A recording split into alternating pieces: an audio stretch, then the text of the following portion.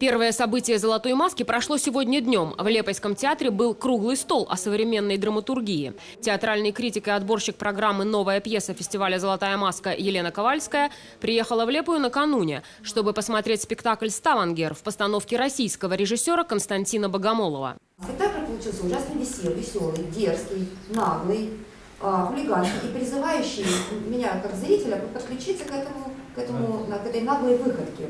Надо сказать, что публика после «Ставангера» разделилась на два лагеря – бурный восторг и ярое возмущение. А режиссеру от этого только кайф. Мое удовольствие в степени возмущения, которое возникает в зале. Обсуждали и тенденции современной драматургии в мире. Teātris man vienmēr ir interesējis, un patiesībā es tagad noteikti uz daudzām krievu režisoru izrādēm skatīšos savādāk, jo līdz šim man ir tā režija bijusi nepieņemama, teiksim, vai nesaprotama. Un līdz ar to, ja tu nesaproti, uzreiz liekas, ka tas ir nepieņemami. Interesanti, ļoti interesants pārunas, un tas ir ļoti interesanti satikties ar režisoru, kurš reāli strādā šobrīd teātrī, kurim ir dažādi teātra pieredze. «Золотая маска» в Латвии вот уже второй год подряд открывается в Лепое. Во-первых, здесь все театры, все актеры чувствуют себя комфортно.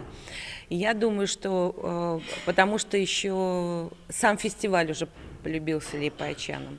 И в-третьих, честно говоря, просто никто даже не загадывал, но так выстроилась ситуация с залами в Риге, с залами в Лепое, в Вентспилсе, что Лепое опять стала городом, где мы начинаем фестиваль «Золотая маска-2012» в Латвии. Серебряную свадьбу празднуют после 25 лет счастливого союза.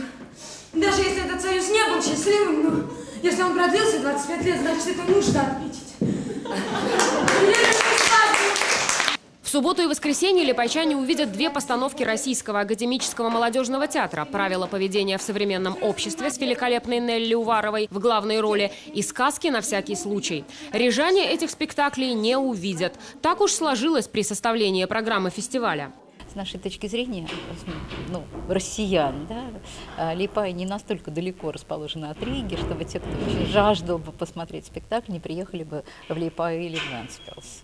Оба этих спектакля «Рамта» 1 и 2 октября увидят и театралы Вентспилса. А в Риге «Золотая маска» начнется в воскресенье с вечера одноактных балетов Михайловского театра. Тем, кто интересуется современной драматургией, будет интересна и лекция Елены Ковальской. Она состоится 1 октября в 13 часов в музее Смильгиса.